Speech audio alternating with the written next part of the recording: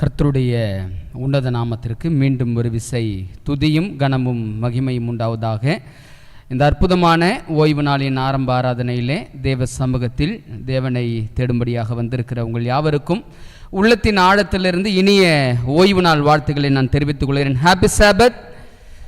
இந்த பரிசுத்தமான 7ஆம் நாளாகிய ஓய்வு நாளிலே தேவனை தொழுது அவருடைய ஆசீர்வாதத்தை பெற வந்திருக்கிற நம்மை நிச்சயமாகவே பரலோகத்தின் ஆண்டவர் தாமே ஆசீர்வதித்து பலப்படுத்துவாராக. நம்முடைய திருச்சபையில் ஒரு சில பிள்ளைகள் சுகவீனத்தோடு பலவீனத்தோடு காணப்படுகிறார்கள். பரலோகத்தின் ஆண்டவர் இந்த நல்ல ஓய்வு நாளிலே அவர்களை சந்தித்து அவர்களை ஆசீர்வதிக்கும்படியாய் நாம் தொடர்ந்து ஜெபித்துக் கொள்வோம். சுகவீனத்தோடு இருக்கிற ஐயா ஆபிரகாம், தாயார் லைசா அவர்களுக்காக தொடர்ந்து நம்முடைய தனிப்பட்ட ஜெபங்களிலும் குடும்ப ஜெபங்களிலும் நாம் ஜெபித்துக் கொள்வோம். ஆசரிப்பு கூடார சத்தியங்களை நாம் தொடர்ச்சியாக ஒவ்வொரு வார ஆரம்ப ஆராதனைகளிலும் படித்து கொண்டு வருகிறோம். கடந்த 2 வாரங்களாக நம்மால் அதை படிக்க முடியலை. நம்முடைய திருச்சபையில் ஏற்படுத்தின சில நிகழ்வின் நிமித்தமாய் அந்த தொடர் வேத பாடங்களை கொஞ்சம் நிறுத்தி வச்சுருந்தோம். அதுக்கு முன்பதாக கடைசியாய் ஆசரிப்பு கூடார சத்தியத்தில் என்ன படித்தோம் என்பதை ஒரு கணம் நாம் நினைவுபடுத்திவிட்டு இந்த நாளில் என்ன படிக்க போகிறோம் என்ற காரியத்துக்குள்ளாக நம்ம கடந்து போகலாங்க. இன்றைக்கி 3வது பாடத்தை படிக்க போகிறோம். ஆலயமாகிய கிறிஸ்து என்ற தலைப்பில் 3வது பாடத்தை படிக்க போகிறோம். கடந்த வாரத்தில் என்னெல்லாம் படித்தோம் என்பதை ஒரு கணம் நான் நினைவுபடுத்த விரும்புகிறேன். என்னெல்லாம் படித்தோம் அப்படின்னா, ஆசரிப்பு கூடாரத்தின் இலக்கு, ஏன் ஆண்டவர் ஆசரிப்பு கூடாரத்தை கொடுத்தார் என்ற விஷயத்தை நம்ம படித்தோம். அதில் யாத்திராகம் புத்தகத்தில் நம்ம வாசிக்கும் பொழுது நான் அவர்கள் நடுவிலே வாசம் செய்ய என்று சொல்லி முதல் வார்த்தையை படித்தோம். ஏன் ஆண்டவர் ஆசரிப்பு கூடாரத்தை கொடுத்தார் அப்படின்னா, யாத்திராகமம் 25வது அதிகாரம் 8வது வசனத்தின் அடிப்படையில் அவர் நம் மத்தியில் வாசம் செய்ய வேண்டும் என்ற காரணத்திற்காக. ஏன் பாவம் செய்து அவருடைய பிள்ளைகளாகிய நீங்களும் நானும் ஆண்டவர் விட்டு பிரிந்து வாழ்ந்து கொண்டிருக்கிறோம். ஆனால் பரலோகத்தின் ஆண்டவர் நம்மை பிரிவதற்கு மனமில்லாத தேவன் நம்மோடு கூட வந்து வாசம் செய்து நம்ம எப்படியாவது பரலோக ராஜ்யத்துக்கு ஆயத்தம் செய்ய வேண்டும் என்ற நோக்கத்தோடு கூட ஆண்டவர் ஆசரிப்பு கூடாரத்தை மோசேயின் இடத்துல சொன்னார். நான் அவர்கள் மத்தியில் வாசம் செய்வதற்கு ஒரு வாசஸ்தலத்தை உண்டாக்குவாயாக என்று சொல்லி நம்ம படித்தோங்க. அப்போ முதல் நோக்கம், ஆண்டவர் நம் மத்தியில் வாசம் செய்வதற்காக தான் ஆண்டவர் ஆசரிப்பு கூடாரத்தை ஏற்படுத்த சொன்னார் என்று சொல்லி நம்ம பார்த்தோம். இப்படியாக 2வது நோக்கத்தை படித்தோம். இதையெல்லாம் சொன்ன ஆண்டவர் சாலமோன் காலத்தில் வந்து செய்த ஒரு விஷயத்தை அப்போஸ்தலர் 7வது அதிகாரத்தில் ஸ்தேவான் சொன்ன விஷயத்தை நம்ம படித்தோம். என்ன படித்தோம் அப்படின்னா, மனிதனுடைய கைகளினால் செய்யப்பட்ட ஆலயத்தில் தேவன் வாசம் செய்வது இல்லை என்று சொல்லி ஸ்தேவான் சொன்னார். ஆண்டவர் நான் அவர்கள் மத்தியில் வாசம் செய்யணும், அதனால் ஆசரிப்பு கூடாரத்தை உண்டாக்குன்னு சொன்னவர் ஆண்டவர் தான். ஆனா ஸ்தேவான் அந்த விஷயத்தை சொல்லும்போது சொல்றாரு, கைகளால் கட்டப்பட்ட ஆலயத்தில் ஆண்டவர் வாசம் செய்வது இல்லை என்று சொன்னார். இந்த 2 வசனத்தை நம்ம படித்தோம். ஒன்றுக்கொன்று முரணா இருக்கிறதே அப்படின்னு சொல்லி படிக்கும்போது ஒரு விஷயத்தை படித்தோம். என்ன படித்தோம் அப்படின்னா, ஆண்டவர் ஆசரிப்பு கூடாரத்தை உண்டாக்க சொன்ன நோக்கம் நம்ம மத்தியில் வாசம் செய்வதற்காக தான். ஆனால் ஆண்டவருடைய திட்டம் அந்த ஆலயத்திலே இருந்து வாசம் செய்து முடிப்பது கிடையாது. ஆண்டவருடைய திட்டம் என்ன அப்படின்னா, அந்த ஆலயத்தில் தேவன் எப்படி வாசம் செய்கிறாரோ அதுபோல நம்முடைய உள்ளங்களில் அவர் வாசம் செய்ய விரும்புகிறார் என்ற காரியத்தை கடந்த வாரங்கள் நம்ம படிச்சோங்க.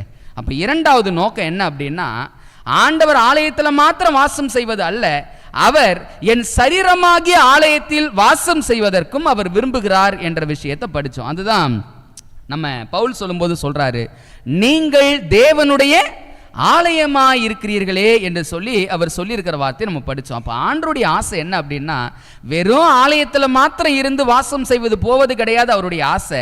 அவருடைய ஆசை என்ன அப்படின்னா, அப்பா நான் எப்படி வாசஸ்தலத்தில் நான் வாசம் செய்கிறவராக இருக்கிறனோ அதுபோல நான் உன் உள்ளத்துக்குள்ளாகவும் வாசம் செய்ய வேண்டும், அதுதான் என்னுடைய விருப்பம் அப்படின்னு சொல்லி ஆண்டவர் நம்முடைய உள்ளங்களில் வாசம் செய்வதற்கு அவர் பிரியப்படுகிறார் என்ற பாடத்தை படித்தங்க.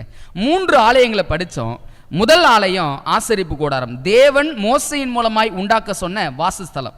2வது ஆலயம் எதுன்னு படித்தோம், நம்ம சரீரமாகிய ஆலயம் அப்படின்னு படித்தோம். 3வது ஆலயம் என்ன அப்படின்னா, தேவனே அந்த ஆலயம் என்று சொல்லி நம்ம படித்தோங்க. இப்போ கிறிஸ்து எப்படி ஆலயமாய் இருக்கிறார், நம்ம இருதயத்தில் தேவன் வாசம் செய்ய விரும்புகிறாருங்க. ஆனால் ஆண்டவர் நம்முடைய இருதயத்தில் வாசம் செய்வதற்கு நாம் என்ன செய்ய வேண்டும் என்ற காரியத்தை நீங்கள் நானும் சிந்திக்க வேண்டியதாக இருக்கிறது. நல்லா பாருங்களேன், ஆசரிப்பு கூடாரத்தில் ஆண்டவர் வாசம் செய்தார். அங்கே வாசம் செய்த ஆண்டவர் எனக்குள்ளாக வாசம் செய்யணும் அப்படின்னா நான் ஒரு காரியத்தை செய்ய வேண்டியதாக இருக்குது. என்ன அப்படின்னா, நான் ஆலயமாய் மாற வேண்டியதாக இருக்கிறது. அதை தான் நம்ம இந்த 2வது செய்தியை தொடங்கும் போதே தொடங்கணும். ஆலயத்துக்கு நம்ம ஏன் வருகிறோம் அப்படின்ற ஒரு கேள்வியோடு தொடங்கணும். ஆலயத்துக்கு வருவதற்கான காரணமும் நோக்கமும் என்ன அப்படின்னா, நான் ஆலயமாக மாறணும் என்பதற்காக தான் ஆலயத்துக்கு வரணும். மற்றபடி வேறொரு நோக்கம் அல்ல. ஏன் நம்ம சர்ச்சுக்கு வரோம், நம்ம ஏன் ஆலயத்துக்கு வரோம், அந்த ஆலயமாய் நாம் மாற வேண்டும். இந்த ஆலயத்தில் வாசம் செய்கிற ஆண்டவர் எங்கேயும் வாசம் செய்ய விருப்பப்படுறாரு, நமக்குள்ளாகவும் வாசம் செய்ய விருப்பப்படுறார். அப்போ நம்ம ஆலயமாக மாறணும்னா என்ன செய்யறது? படித்தோம், கிறிஸ்து ஆலயமாக மாறினார். நம்ம கிறிஸ்துவை போல மாறணும் அப்படின்னா நாமும் தேவனுடைய ஆலயமாய் மாற முடியும். கிறிஸ்து எப்படி ஆலயமாக இருக்கிறார் என்பதை ஒரு பிக்சர் பார்க்க போகிறோம். பாருங்கள், அதை வச்சு தான் இன்றைக்கி என்ன செய்ய போகிறோம்னா ஒரு பாடத்தை படிக்க போகிறோம். இந்த பிக்சரை பாருங்கள். கிறிஸ்து சிலுவையில் மரித்தார் என்பதை நாம் அறிந்திருக்கிறோம். தேவனுடைய வழி பரிசுத்த ஸ்தலத்தில் உள்ளது. ரட்சிப்பின் வழி எங்கே இருக்குது அப்படின்னா பரிசுத்த ஸ்தலத்தில் உள்ளது. அந்த ஆசரிப்பு கூடாரத்தில் அமைக்கப்பட்ட ஒவ்வொரு அமைப்பும் பாருங்க எந்த வடிவில் அமைக்கப்பட்டிருக்கிறது? கிறிஸ்துவின் சிலுவை அமைப்பில் அமைக்கப்பட்டிருக்கிறத பார்க்க முடியுது. முதலாவது 3 பகுதி ஆசரிப்பு கூடாரத்தில் இருக்குது. அதில் முதல் பகுதி பிரகாரம் அப்படின்னு சொல்லுவாங்க. பிரகாரம் அல்ல, பிரகாரம். பிரகாரம் தான் முதல் பகுதி. இரண்டாவது பகுதி பரிசுத்த ஸ்தலம். மூன்றாவது பகுதி மகா பரிசுத்த ஸ்தலம். இந்த 3 பகுதிகளில் பிரகாரத்தில் இருக்கிற காரியங்கள் என்னென்ன அப்படின்னு பார்க்கும்பொழுது நமக்கு நல்லாவே தெரியும். என்னென்னலாம் பிரகாரத்தில் இருக்குங்க? பலிபீடம் இருக்கும், தண்ணீர் தொட்டி இருக்கும். இது பிரகாரத்தில் இருக்கிற பகுதி. பரிசுத்த ஸ்தலம் அப்படின்னு போனோம் அப்படின்னா பரிசுத்த ஸ்தலத்தில் 3 பொருட்கள் உண்டு. அந்த 3 பொருட்கள் என்னென்ன? ஒன்று சமூகத்தப்ப மேசை, இரண்டாவது குத்து விளக்கு, மூன்றாவது தூபபீடம். இந்த 3ம் பார்த்தீங்க அப்படின்னா பரிசுத்த ஸ்தலத்தில் இருக்கிற பகுதி. அதை கடந்து 3வது பகுதி மகா பரிசுத்த ஸ்தலத்துக்கு போனோம் அப்படின்னா மகா பரிசுத்த ஸ்தலத்தில் என்னெல்லாம் இருக்கும்? உடன்படிக்கை பெட்டி. உடன்படிக்கை பெட்டி 3வது பகுதியில் இருக்குது. அப்ப நல்லா புரிஞ்சுக்கணும், ஆண்டவராகிய இயேசு கிறிஸ்து ஆலயமா மாறினாரு. அவர் ஆலயமாய் மாறினது போல நாமும் ஆலயமாய் மாற வேண்டும் என்ற காரணத்துக்காக தான் ஆண்டவர் எதை கொடுத்தார்னா ஆசரிப்பு கூடாரத்தையே கொடுத்தார். நம்ம என்ன செய்ய போறோம்னா இன்னைக்கு ஆசரிப்பு கூடாரத்தில் உள்ள பொருட்களை படிக்க போறோம். கொஞ்சம் அதை படிக்கிற நீங்களும் நானும் அதை படித்து முடித்து அந்த ஆசரிப்பு கூடாரத்தில் உள்ள பொருட்களின் அனுபவம் கிறிஸ்துவா இருக்கிறார் அப்படின்னா நீங்களும் நானும் இயேசுவை போல மாறினாதான் ஆசரிப்பு கூடாரமா மாற முடியும். அப்ப அந்த ஆசரிப்பு கூடாரத்தில் இருக்கிற ஒவ்வொரு பொருட்களுடைய அனுபவமும் நம்முடைய வாழ்க்கையில் எப்படியா இருக்கிறது என்பதை நீங்கள் நானும் யோசிக்க வேண்டியதா இருக்குது. ஃபர்ஸ்ட் நினைவு வைத்திருக்க வேண்டிய ஆசரிப்பு கூடாரம் அப்படின்னு வந்தால் எத்தனை பகுதிங்க? 3 பகுதி. அதில் முதல் பகுதி எது? பிரகாரம். இரண்டாவது பகுதி பரிசுத்த ஸ்தலம். மூன்றாவது பகுதி மகா பரிசுத்த ஸ்தலம். இப்போ மகா பரிசுத்த ஸ்தலம் என்று 3 பகுதிகள் இருக்கிறது அப்படின்னு சொல்லி பார்த்தோம். இந்த பிரகாரத்தில் என்னெல்லாம் இருக்கும் அப்படின்னா பலிபீடம். அதுக்கு தெளிவாக சொல்லலாம், வெண்கலத்தினால் செய்யப்பட்ட பலிபீடம் என்று சொல்லி நம்ம அறிஞ்சிருக்கிறோம். ஆசரிப்பு கூடாரத்தின் காரியங்களை பலமுறை நம்ம படிச்சிருக்கிறதுனால நம்ம படிக்க வேண்டிய மிக முக்கியமான சத்தியத்துக்காக அநேக வசங்களை வாசிக்கலை. நம்ம எல்லாம் அறிந்திருக்கிற பகுதியாக இருக்கிறபடினால நான் என்ன செய்கிறேன்னா முக்கியமான காரியங்களை மாத்திரம் தான் நான் சொல்லிட்டு நீ கடந்து போக போகிறேங்க. முதலாவது பிரகாரத்தில் என்ன இருக்குது அப்படின்னா பலிபீடம் இருக்கிறது. சரிங்க, பலிபீடத்தை தாண்டி பிரகாரத்தில் இன்னொரு காரியமும் உண்டு. அது என்ன? தண்ணீர் தொட்டி. பலிபீடமும் வெண்கலத்தினால செய்யப்பட்டது தான், தண்ணீர் தொட்டியும் வெண்கலத்தினால செய்யப்பட்டது தான். ஏன் வெண்கலம் படிப்போம் பின்னாடி. வெண்கலத்தினால ஏன் இந்த 2 விஷயத்தையும் ஆண்டவர் செய்ய சொன்னார் என்பதையும் நம்ம படிப்போம். இது பிரகாரத்தில் இருக்கிற காரியம். இதை கடந்து பரிசுத்த ஸ்தலத்துக்குள்ள போவோம் அப்படின்னா அந்த பரிசுத்த ஸ்தலத்தில் வலது பக்கத்தில் என்ன இருக்கும்? சமூகத்தப்ப மேசை இருக்கும். சமூகத்தப்ப மேசையில் எத்தனை அப்பங்கள் இருக்கும் தெரியுங்களா? எத்தனை அப்பங்களுங்க இருக்கும்? எத்தனை? யாராவது சரியா சொல்ல முடியுமா? எத்தனை அப்பங்கள் இருக்கும்? 7 இருக்குங்களா? சரி, நான் இந்த செய்தி முடிகிற வரைக்கும் உங்களுக்கு டைம் கொடுக்குறேன். அங்கே எத்தனை அப்பம் இருக்கும் என்பதை யார் சரியாக சொல்கிறீங்க நான் பார்க்குறேன். வலது பக்கத்தில் சமூகத்தப்ப மேசை இருக்கும். இந்த இடது பக்கத்தில் பொன் குத்து விளக்கு. எத்தனை குத்து விளக்கு அதில் இருக்கும்? 7 பொன் குத்து விளக்கு. இல்லை, ஏன் அந்த 7 என்பதை படிப்போம். 7 பொன் குத்து விளக்கு இடது பக்கத்தில் இருக்கும். அப்படியே நேராக பார்த்தோம் அப்படின்னா பொன் தூபபீடம் இருக்கும். இது பரிசுத்த ஸ்தலத்தில் இருக்கிற பொருட்கள். இப்போ மகா பரிசுத்தலத்துக்குள்ளே போகும்போது ஒரு மிக முக்கியமான காரியம் இருக்குது. அந்த மிக முக்கியமான காரியம் என்ன அப்படின்னா ஃபஸ்ட்டு பிக்சரை போட்டுருங்க தம்பி.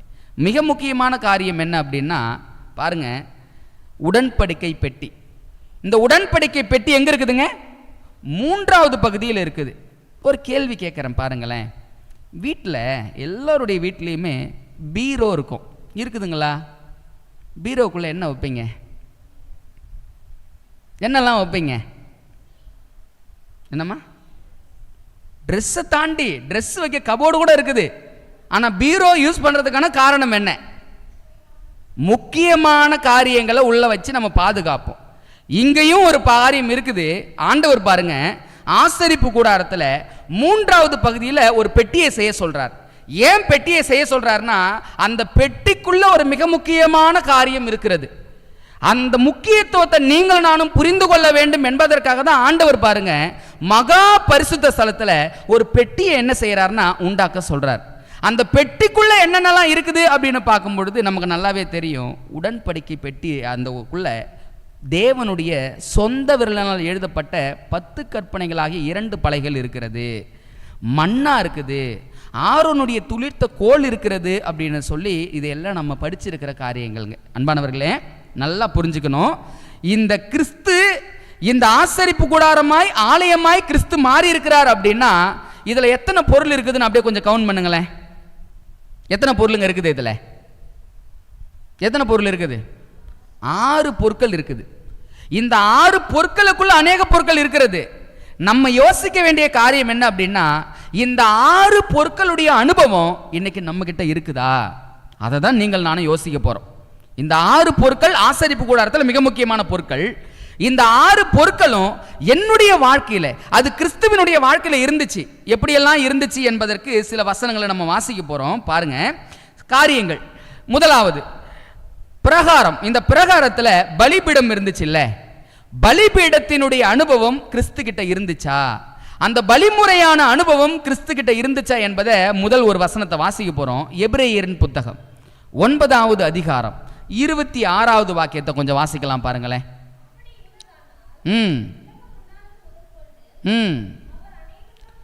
அவர் அநேக தரம் பாடுபட வேண்டியதா இருந்திருக்குமே, அப்படி அல்ல, அவர் தம்மை தாமே பலியிடுகிறதினாலே பாவங்களை நீக்கும் பொருட்டாக இந்த கடைசி காலத்தில் ஒரே தரம்.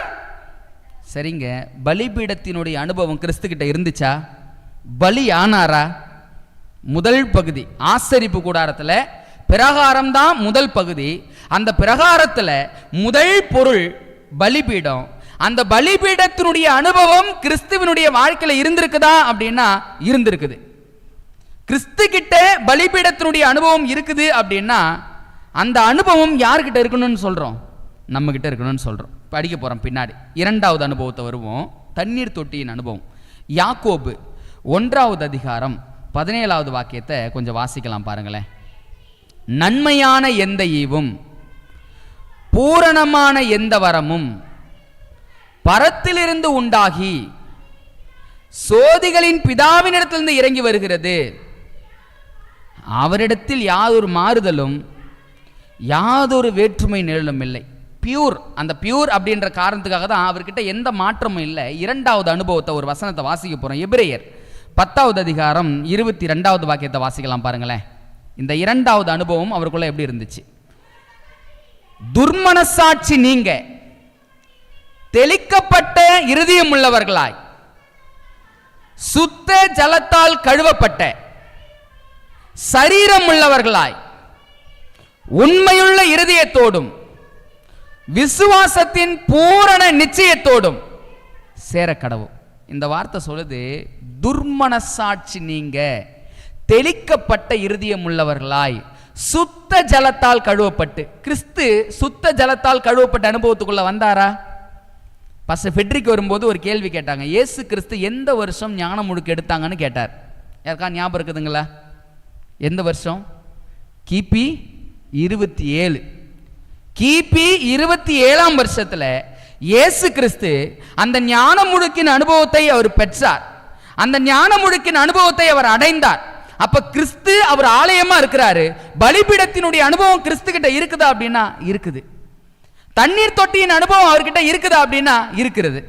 3வது வேற என்ன அனுபவம்? பரிசுத்த ஸ்தலத்துக்குள்ள வருவோம். பரிசுத்த ஸ்தலத்துக்குள்ள வரும்பொழுது இடது பக்கத்துல முதல் பொருள் என்ன அப்படின்னா பொன் குத்து விளக்கு. இந்த பொன் குத்து விளக்கினுடைய நோக்கம் என்ன அப்படின்னா வெளிச்சம் கொடுப்பது. ஆசரிப்பு கூடாரத்துக்கு வெளிச்சம் கொடுக்கணும். இந்த வெளிச்சம் கொடுக்கிற அனுபவம் கிறிஸ்துவுக்குள்ள இருந்துச்சா என்பதுக்கு ஒரு வசனம் வாசிப்போம்.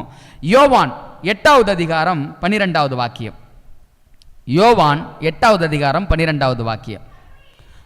மறுபடியும் இயேசு ஜனங்களை நோக்கி, நான் உலகத்திற்கு ஒளியாய் இருக்கிறேன்.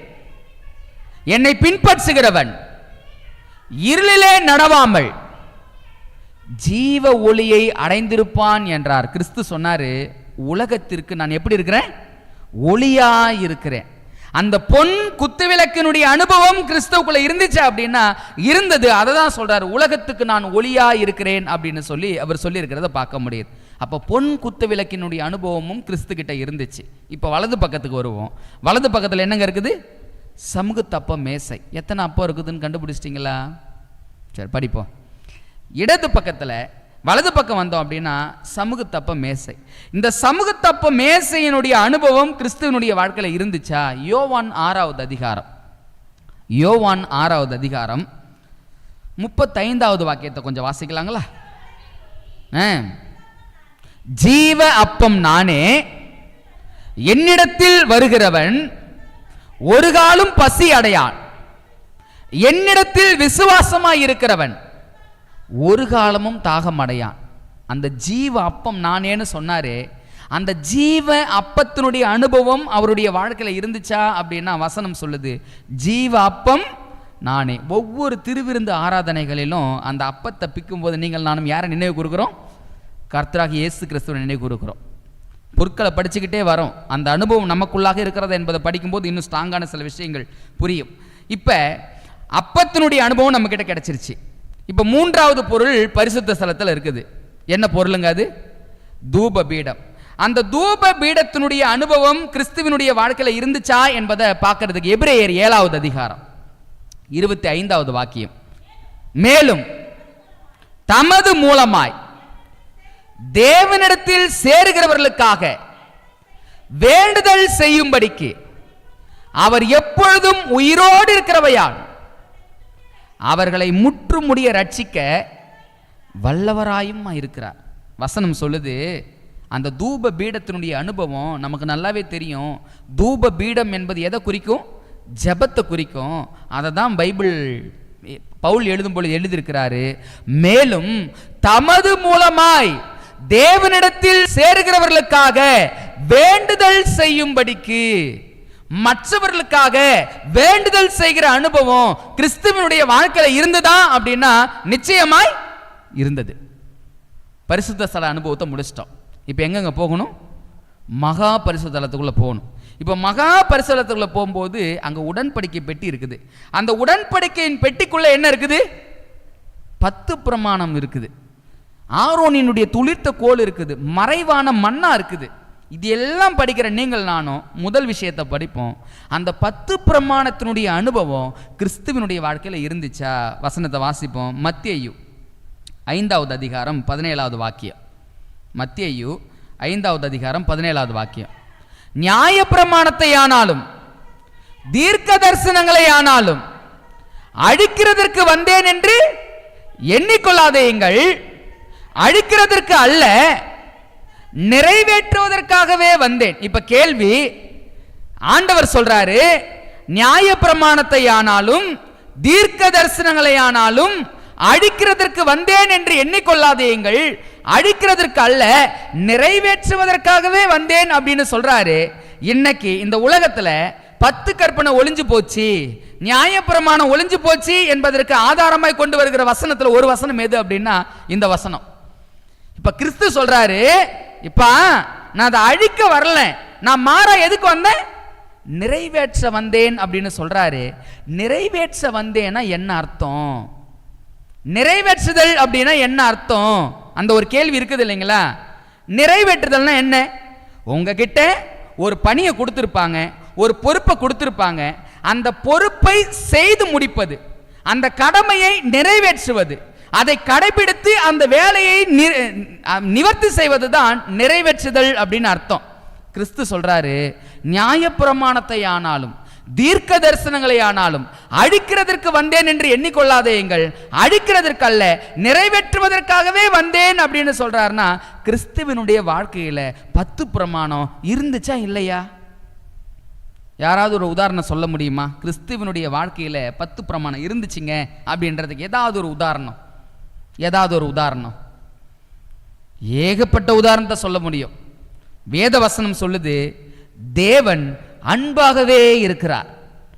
அன்பு கற்பனையின் பொருள் அன்பு. அப்ப தேவன் அன்பாகவே இருக்கிறார் அப்படின்னா, கற்பனையின் பொருள் அன்பு அப்படின்னா, அந்த அன்பை உடையவராய் அவர் இருந்தபடினாலதான் வசனம் சொல்லுது, இழந்ததை தேடவும் ரட்சிக்கவுமே மனுஷகுமாரன் வந்தார். கிறிஸ்துவனுடைய வாழ்க்கையில 10 பிரமாணத்தினுடைய அனுபவம் இருந்துச்சு அப்படின்னா, அந்த 10 பிரமாணத்தினுடைய அனுபவமும் இருந்துச்சு. சரிங்க, இந்த 10 பிரமாணம் பெட்டிக்குள்ள இருந்துச்சு. பெட்டிக்கு மேல என்ன இருந்துச்சு? கிருபாசனம் இருந்துச்சுல்ல. அந்த கிருபாசனத்தினுடைய அனுபவம் கிறிஸ்துவனுடைய வாழ்க்கையில இருந்துச்சா? ஒரு வசனத்தை வாசிப்போம். யோவான் 1வது அதிகாரம் 17வது வாக்கியம். கிருபை உள்ளவராய் இருந்தாரான்னு பாருங்க. எப்படி எனில், நியாயப்பிரமாணம் மோசையின் மூலமாய் கொடுக்கப்பட்டது, கிருபையும் சத்தியமும் இயேசு கிறிஸ்துவின் மூலமாய் உண்டாயின. வசனம் சொல்லுது, கிருபை இயேசுனுடைய வாழ்க்கையில இருந்துச்சா அப்படின்னா சொல்லுது, கிருபையும் சத்தியமும் இயேசு கிறிஸ்துவின் மூலமாய் உண்டானது. அன்பானவர்களே, இந்த ஆசரிப்பு கூடாரத்தில் இருக்கிற 6 பொருட்களை படிக்கிறோம். இந்த 6 பொருட்களுடைய அனுபவமும் கிறிஸ்துவனுடைய வாழ்க்கையில இருக்குதா அப்படின்னு படிக்கும்போது, பலிபீடத்தின் அனுபவம் கிறிஸ்துவனுடைய வாழ்க்கையில இருந்துச்சு. அவர் நமக்காக பலியானார். ஞானமுழுக்கினுடைய அனுபவம் கிறிஸ்துவனுடைய வாழ்க்கையில இருந்துச்சு அப்படின்னா, அவர் சரியாக 30 வயதானவராய் இருக்கும் பொழுது கிறிஸ்துவானவர் ஞானமுழுக்கை பெற்றார். பிரகாரத்தினுடைய அனுபவம் முடிச்சவர் பரிசுத்த ஸ்தல அனுபவத்துக்குள்ள போறாரு. பரிசுத்த ஸ்தல அனுபவத்துக்குள்ள போகும்போது, நான் உலகத்திற்கு ஒளியாய் இருக்கிறேன் அப்படின்னு சொன்னாரு. ஒளியினுடைய அனுபவம் கிறிஸ்துவனுடைய வாழ்க்கையில இருந்துச்சு அப்படின்னா இருந்துச்சு. வேதவசனம் சொல்லுது, இருளில் இருந்த ஜனங்கள் எப்படிப்பட்ட வெளிச்சத்தை கண்டாங்களாம்? பெரிய வெளிச்சத்தை கண்டார்களாம். அப்படின்னா என்ன அர்த்தம் தெரியுங்களா?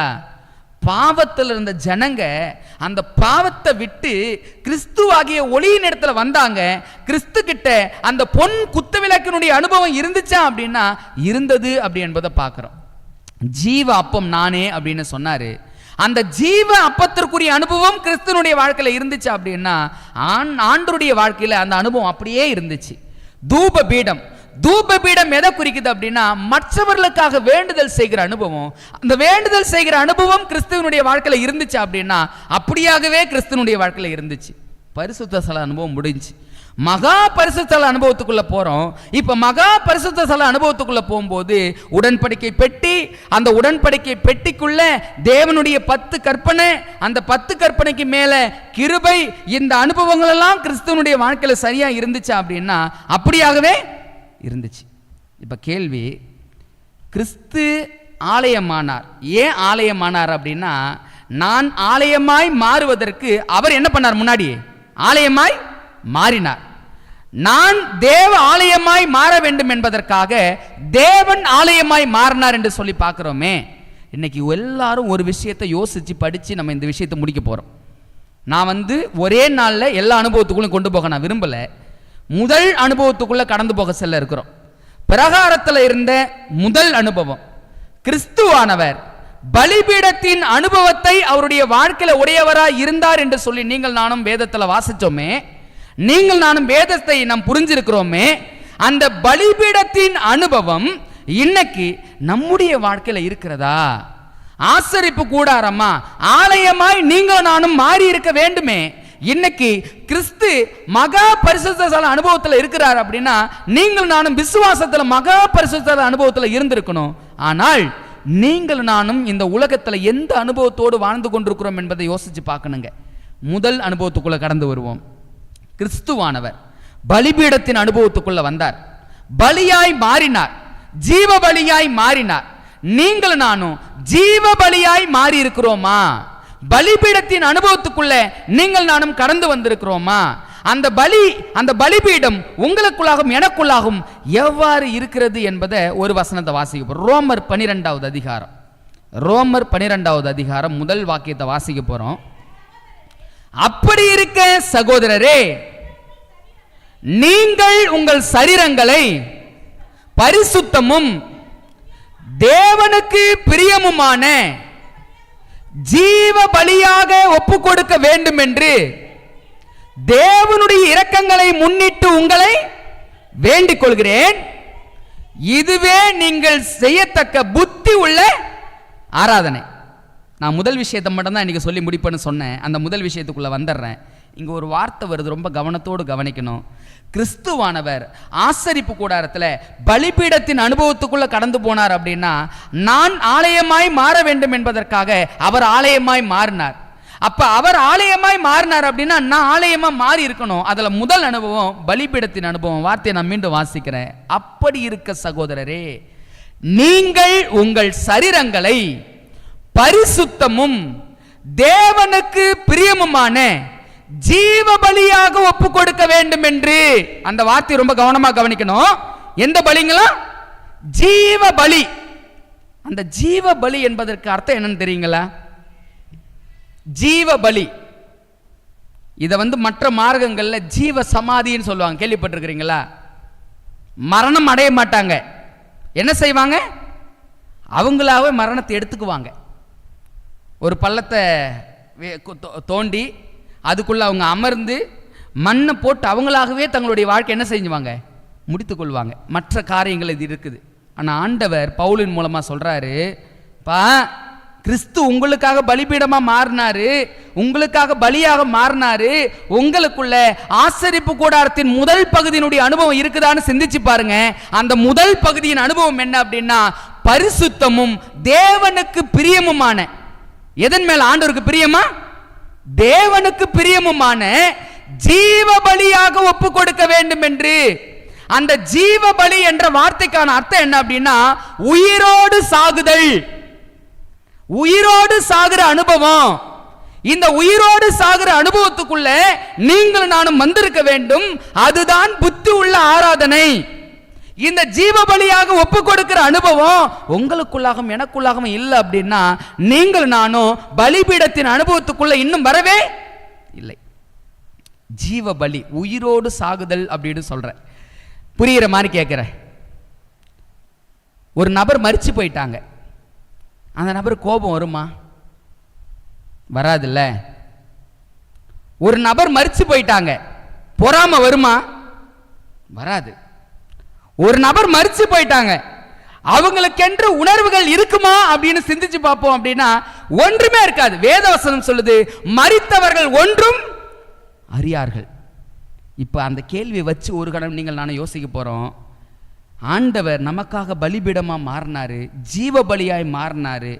நமக்காக ஜீவ பலியாய் மாறின கிறிஸ்து நம்ம பார்த்து கேட்கிறாரு, எப்பா நீ செலுத்தத்தக்க புத்தி உள்ள ஆராதனை என்ன தெரியுமாப்பா? நீ உயிரோடு சாகணும்பா. எப்படி ஆண்டவரே உயிரோடு சாகிறது? அந்த அனுபவம் உனக்குள்ள வந்தாதான் நீ ஜீவ பலியாய் மாறி இருக்கிறன்னு அர்த்தம்.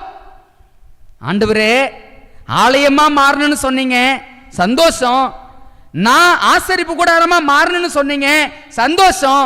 ஆனா அந்த முதல் அனுபவத்தை நீங்க சொல்றீங்க, தேவனுக்கு பிரியமானது ஜீவ பலியாக ஒப்பு கொடுப்பது அப்படின்னு சொல்றீங்களே ஆண்டவரே. ஜீவ பலியாக ஒப்பு கொடுக்கிறதுனா என்ன ஆண்டவரே?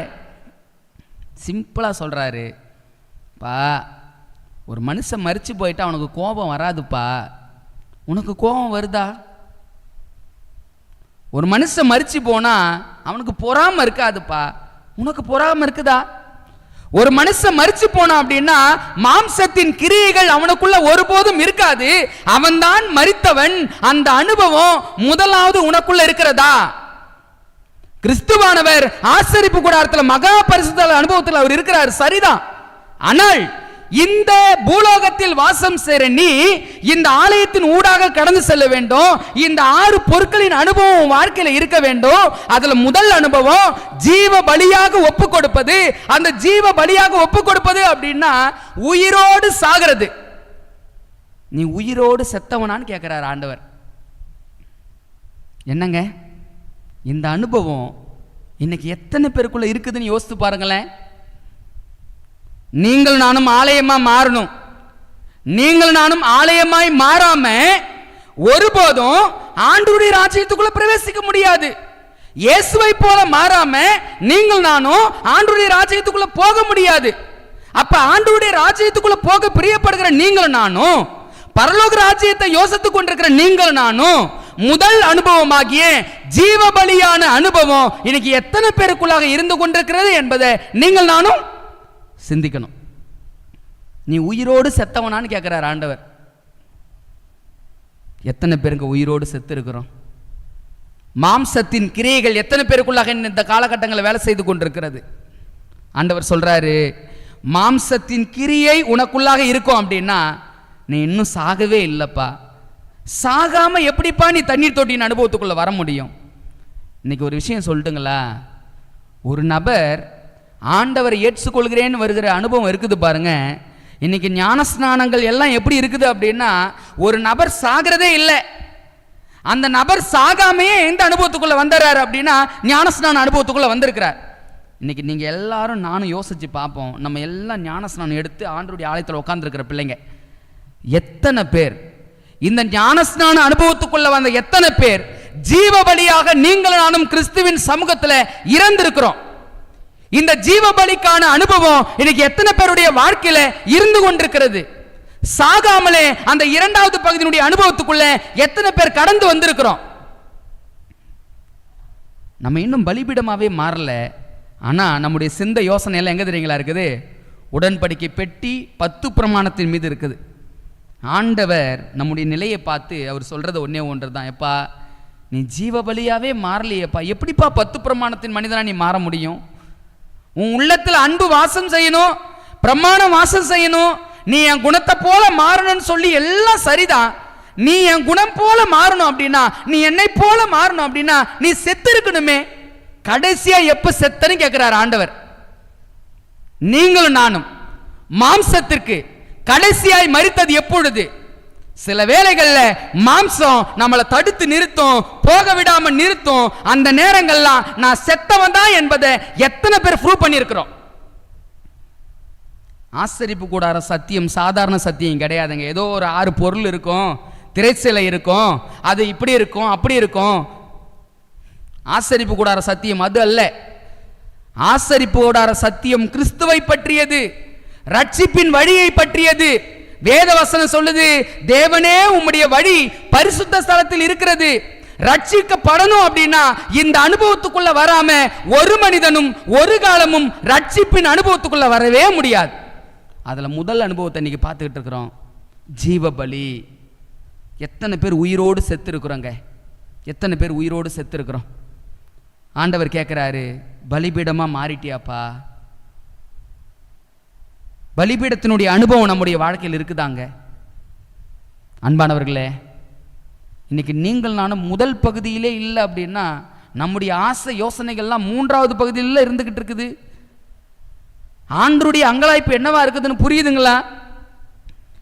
அட்வென்ட் திருச்சபையில மீதமான திருச்சபையில் அங்கத்தினர்களை நீங்கள் நானும் யோசிச்சு பார்ப்போம். கிறிஸ்துவானவர் ஆசரிப்பு கூடாரத்தில் 3வது பகுதியில் நின்று கொண்டிருக்கிறார்.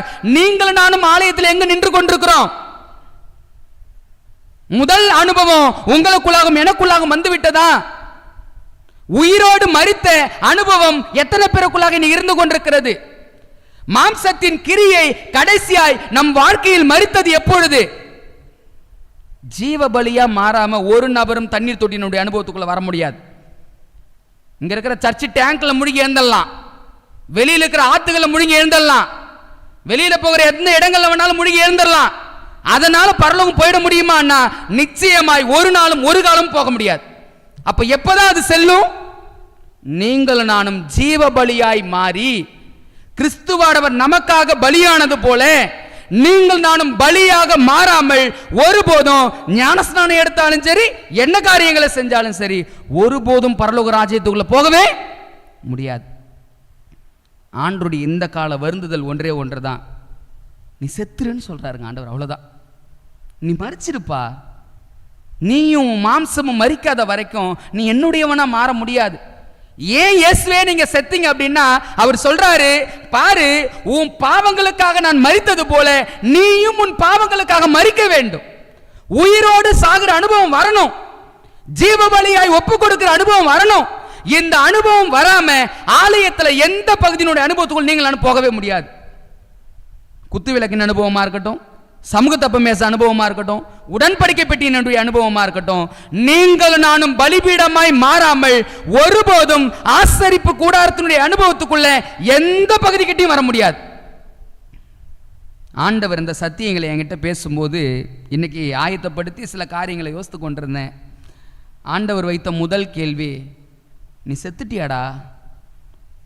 மரிச்ச அனுபவம் உனக்குள்ள இருக்குதா? உயிரோடு செத்து இருக்கணுமே. நீ இன்றளவும் மாம்சம் உனக்குள்ள வேலை செய்யுது அப்படின்னா நீ இன்னும் ஆசரிப்பு கூடாரத்தில் முதல் அனுபவத்துக்குள்ளே வரலையே. முதல் அனுபவத்துக்குள்ள வராத நீ எப்படி 10 பிரமாணத்தை பத்தி பேசிக்கிட்டு இருக்கிற? முதல் அனுபவத்துக்குள்ளே வராத நீ எப்படி அந்த கற்பனையின் பிரமாணத்தை உன் வாழ்க்கையில உயர்த்தி பிடிச்சுக்கிட்டு இருக்கிற? என்ன ஆண்டவரே செய்யறது? நீ சாகணும்டா. எப்படி ஆண்டவரே சாகிறது? வா. நம்ம எல்லாம் சீனாய் மலையில் நின்றுகிட்டு இருக்கிறோம். ஆண்டவர் எந்த மலைக்கு தெரியுங்களா போக சொல்றாரு? சீனாய் மலைக்கு பிறகு வாப்பா. நீ சீனாய் மலையுடைய அனுபவத்தை அடையணும் அப்படின்னா முதலாவது எந்த மலைக்கு போகணும்? கொல்கதா மலைக்கு போ. கல்வாரியின் அனுபவத்துக்கு போ. கல்வாரியின் அனுபவம் இல்லாம சீனாய் மலையினுடைய அனுபவம் நம்முடைய வாழ்க்கையில் ஒருபோதும் வராதுங்க. எத்தனை பேர் கல்வாரியின் அனுபவத்தை நம்ம வாழ்க்கையில கொண்டவர்களா இருக்கிறோம்? உயிரோடு செத்த ஒரு ஜீவியம் எத்தனை பேருக்குள்ளாக இருந்து கொண்டிருக்கிறது? ஜீவ பலியாய் மாறின அனுபவம் எத்தனை பேருக்குள்ளாக நம்முடைய வாழ்க்கையில இருந்து கொண்டிருக்கிறது? அந்த அனுபவம் இல்லாமலே இன்னைக்கு நீங்கள் நானும் சீனாய் மலையினுடைய அனுபவத்துக்கு கடந்து போக வேண்டும் என்று ஆசித்துக் கொண்டிருக்கிறோம். நீங்கள் நானும் சிந்திச்சு பார்ப்போம். கடைசியாய் மாம்சத்துக்கு மரித்தது எப்பொழுது? கடைசியாய் மாம்சத்துக்கு மரித்த அனுபவம் நம்முடைய வாழ்க்கையில் எப்படி இருக்குது?